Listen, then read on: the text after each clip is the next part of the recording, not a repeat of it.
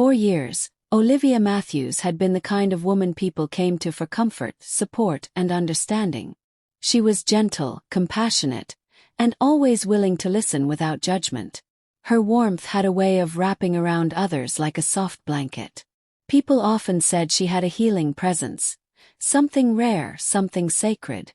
But that softness, that empathy, had also made her a magnet for people who didn't treat her well, especially people like Jason Miller. Jason was charismatic, charming, and confident. At first glance, he seemed like the perfect man, successful in his career, quick with compliments, and seemingly attentive to Olivia's every need. But underneath his polished exterior was someone else entirely. Someone who thrived on control, manipulation, and self-interest. Classic narcissist in disguise. Their relationship started like a dream. Jason swept Olivia off her feet with expensive dinners, thoughtful gifts, and romantic getaways. He made her feel like she was the most important person in the world. But slowly, and so subtly that she didn't realize it at first, things began to shift. The compliments turned into criticisms. The affection turned into cold silence. The emotional support she gave so freely became a one-way street. Jason would gaslight Olivia into doubting her instincts. If she brought up something that hurt her, he'd say she was too sensitive or imagining things. He often turned the blame around, accusing her of being dramatic or ungrateful. If she wanted space, he'd guilt-trip her. If she succeeded at something, he'd downplay it or act jealous. If she cried, he told her to grow up. Slowly, Olivia began to lose pieces of herself. Still she stayed. Because that's what empaths do. They try to understand. They believe people can change.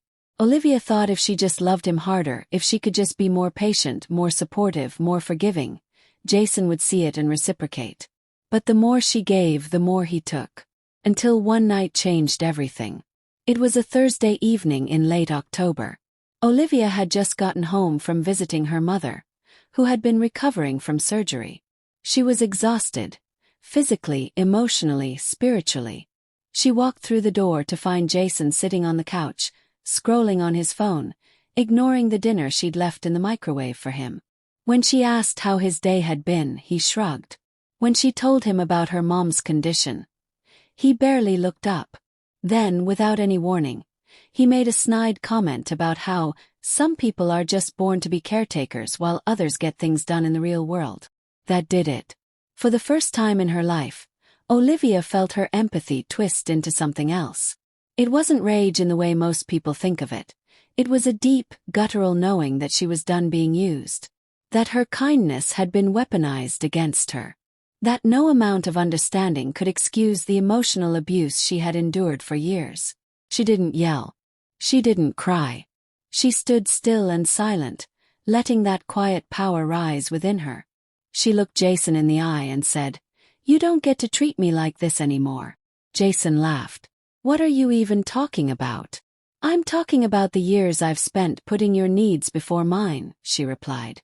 "I'm talking about how you've twisted every situation to make me feel small, unworthy, and insane. I see you now, Jason. I see exactly who you are, and I won't tolerate it anymore." He rolled his eyes. "Oh please, Olivia. Don't act like you're some kind of victim.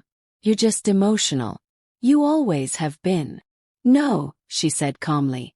"I'm not emotional. I'm awakened." He tried to argue, tried to belittle her again, but it didn't work this time. Because something powerful happens when an empath finally gets angry. It's not destructive, it's clarifying. Their anger doesn't seek revenge. It seeks release. And Olivia was done carrying the weight of someone else's brokenness. She walked out that night with only her purse and her dignity. No screaming. No drama. Just resolve. But the story doesn't end there. In the months that followed, Olivia rebuilt herself piece by piece. She went to therapy, started journaling, meditated, and surrounded herself with people who truly valued her spirit. She reconnected with her passions: writing, painting, nature walks. She learned the importance of boundaries, of saying no, of not making excuses for toxic behavior. Jason, on the other hand, couldn't understand what had happened. He tried reaching out, first with apologies, then with guilt, then with threats. But none of it reached Olivia. Because when an empath truly detaches, it's final. They've already walked through every emotional scenario in their heads. They've tried every way to salvage things. And when they say goodbye, it's not out of spite. It's out of survival.